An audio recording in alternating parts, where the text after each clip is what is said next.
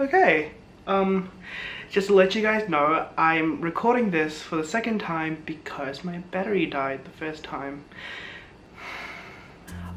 It's been a while.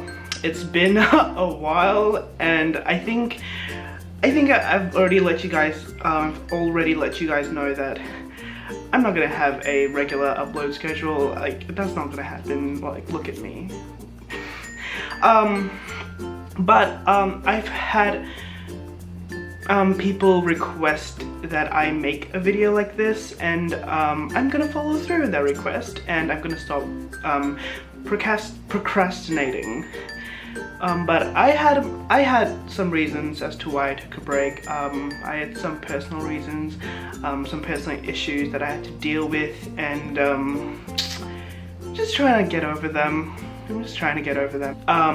Today I'm gonna be doing a video on how I got an IB 42, and I'm gonna go through some revision tips, gonna give you guys some advice about how to tackle revision IB style, especially for those of you who are taking exams in May or November of 2017, like of this year. And also for those of you who are thinking of going into the IB, who haven't started the IB yet, this is for you guys as well. So I have my notes on my laptop.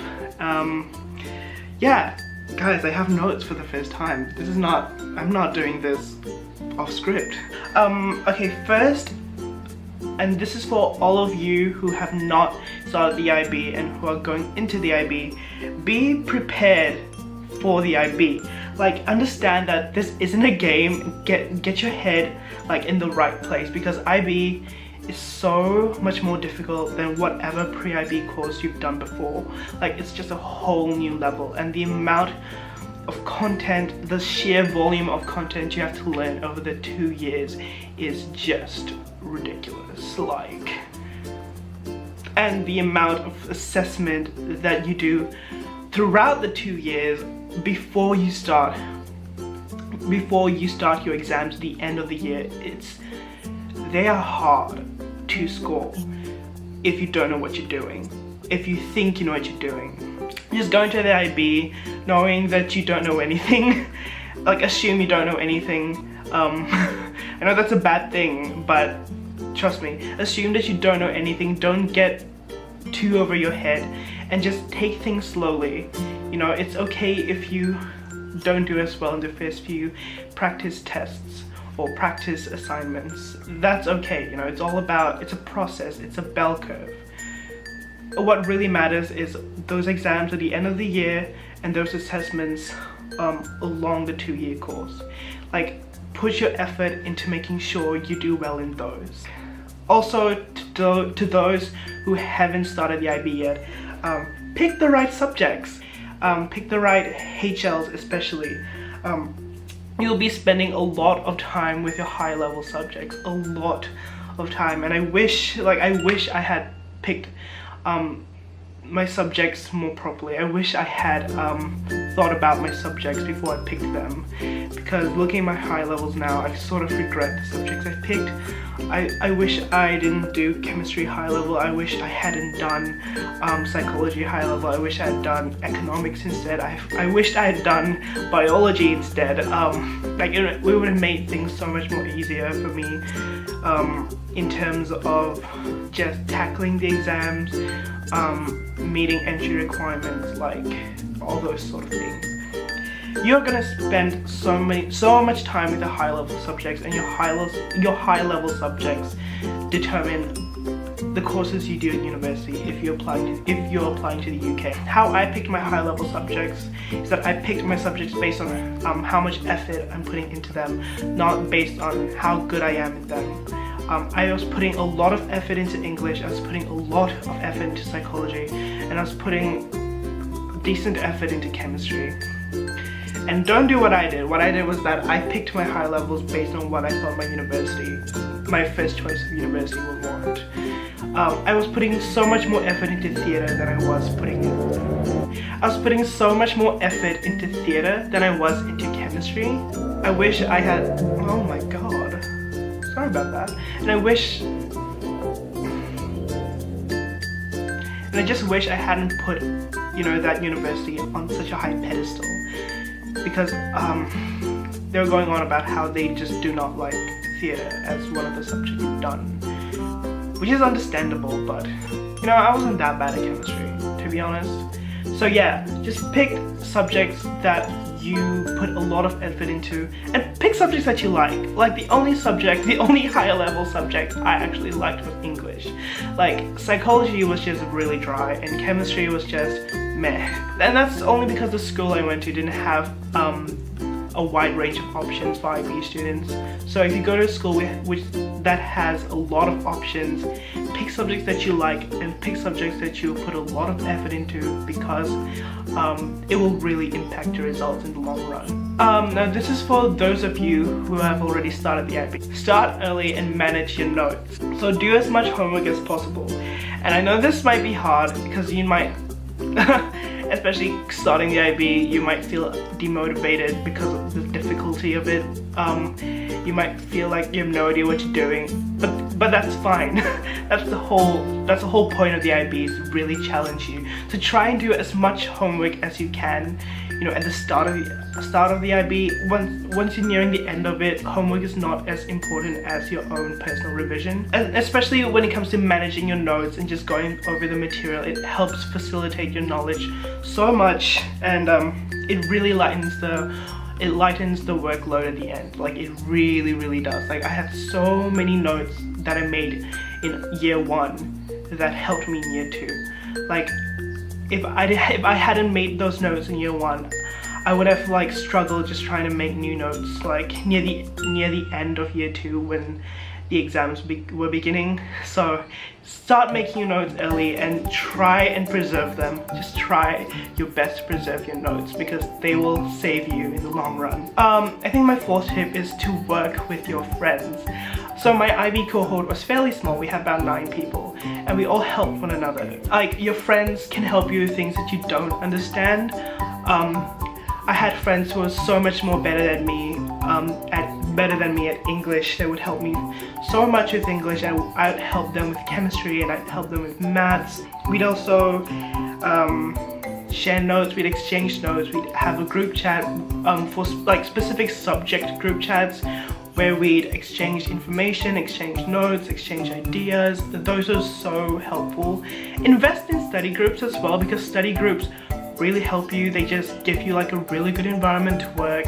Like go to the library on the weekend with your friends, pick a subject that you guys want to focus on, do some practice questions, test each other.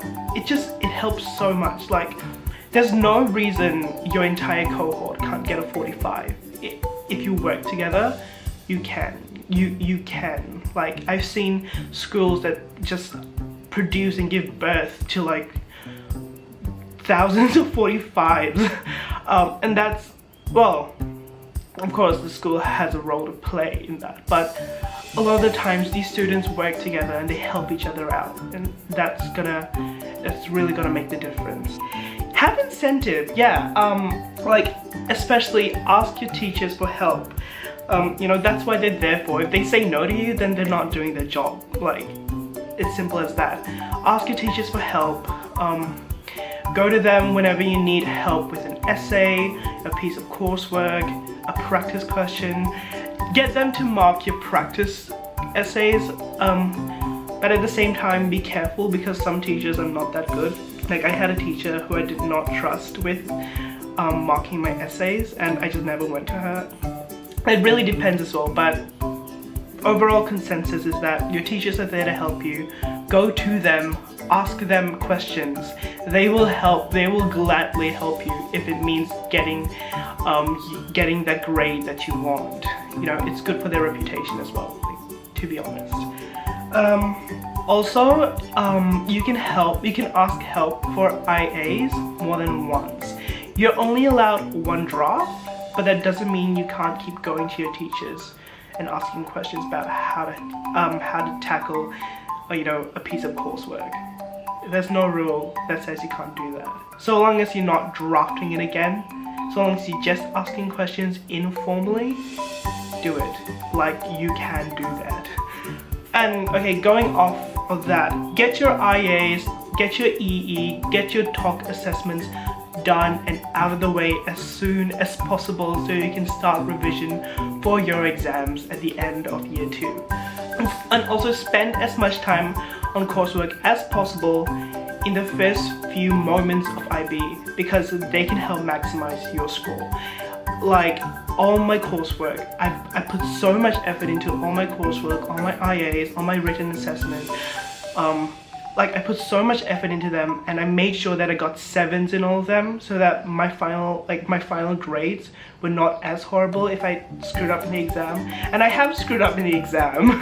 My IAs and my coursework are the ones that really saved me. They really saved my life.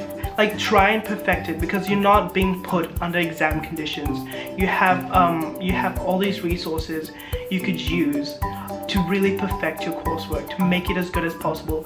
Read like sample coursework, sample IA, sample EE, sample TOEIC essays online, and try to model your coursework against all of that. You know, just type it in and you can find it, like honestly. Also, Google Scholar for sources. It's so good. Just go on Google Scholar, type in the book that you want to find or a topic that you want to do research on, and they will just produce like a huge list of resources for you, plus the citations in any citation format you want. It is so useful and it saves so much time. Like, do it. And it's like, once you go to university, Google Scholar is your friend. It is your best friend. Keep that in mind. And use the right resources to help you as well. I know that my school had a horrible chemistry textbook and none of us like used it. Like it was just so horrible, and a lot of us invested in like the better chemistry textbook. So I think for chemistry, we used the Oxford textbook, and I personally did not like the Oxford study guide, so I used the Cambridge study guide. So if you're doing chemistry, and especially if you're doing higher level chemistry, invest in the Oxford textbook and the Cambridge study guide.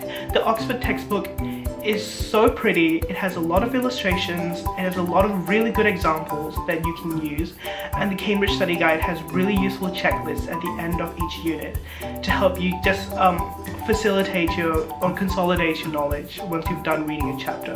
Like it's so useful. And make notes from multiple sources, like including the internet. Like use a lot of sources to make your notes. Don't just depend on one textbook. When you go to university, you're not going to depend on one textbook per unit or per class. You're going to have to source your notes from multiple different set of texts. And I think it's good to start making notes from multiple sources because it just helps you to practice for university life.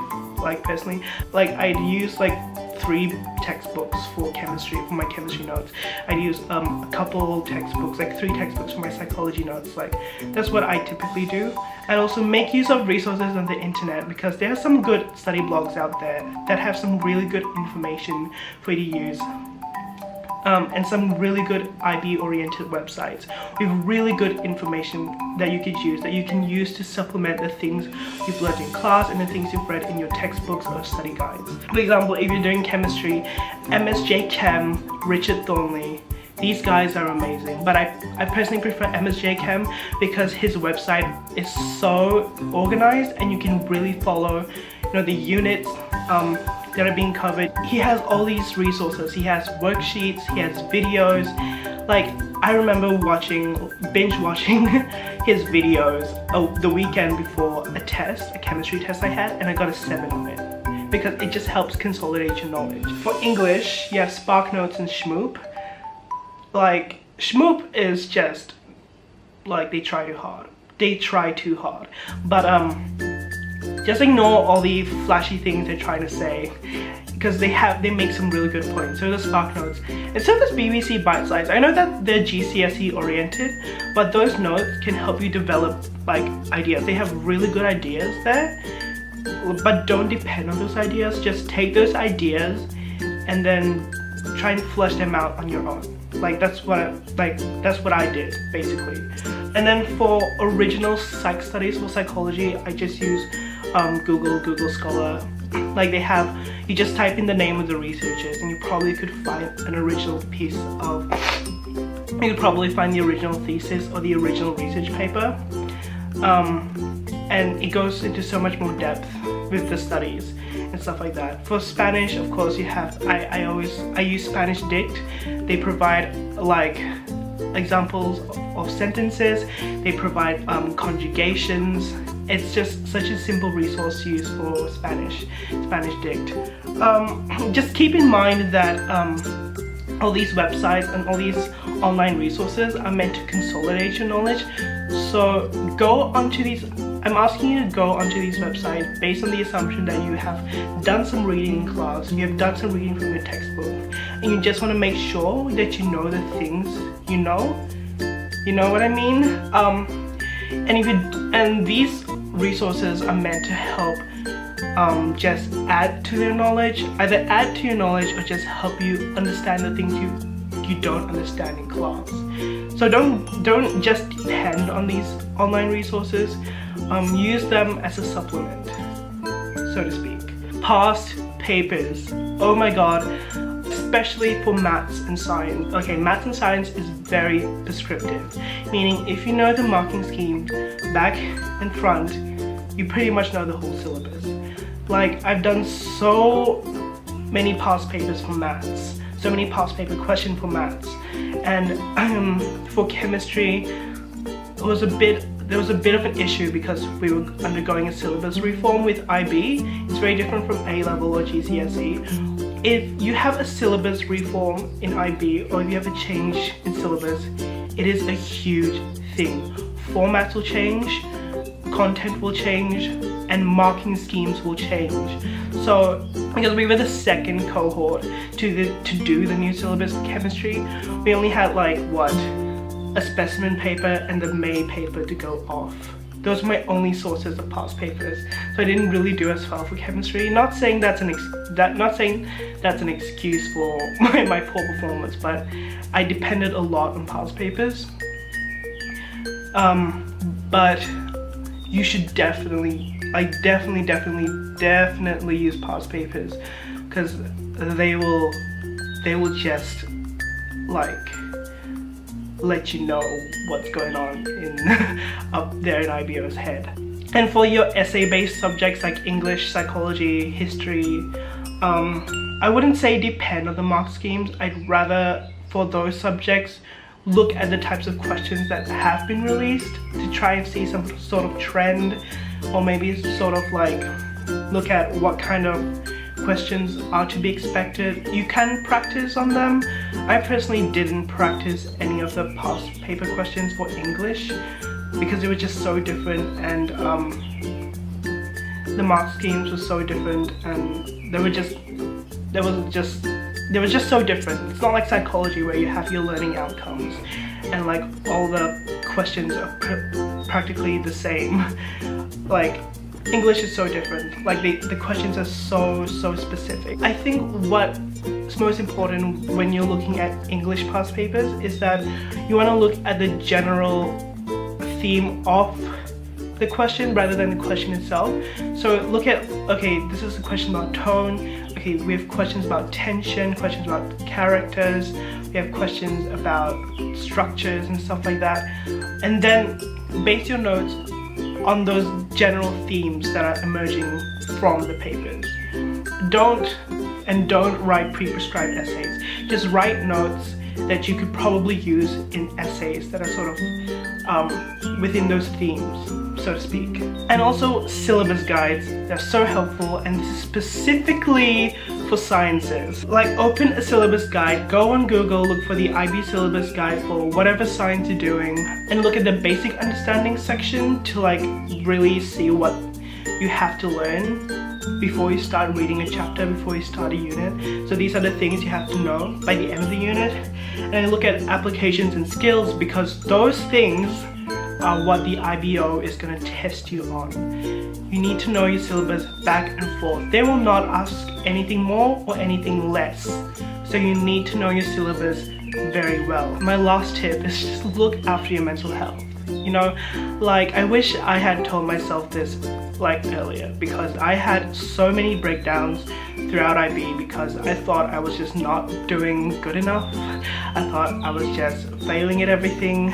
You know, sometimes failure is okay so long as you pick yourself up, because what really matters is the assessment at the end of the year, the assessments you do throughout the course. You know, not even that. The exams don't really matter. You know, your marks don't really like define who you are.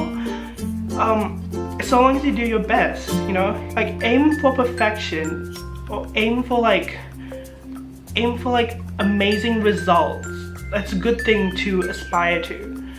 But if you don't reach them, you're still gonna fall amongst the stars, you know, and that's really good. Like I aimed for 45 and I ended up with a 42, and that's still an amazing result.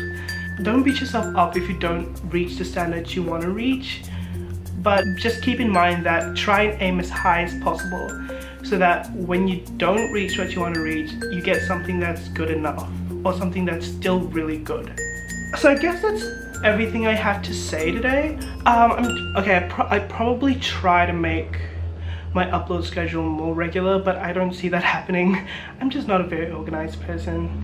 So if you want to see more of me, which I don't really understand why you would want to,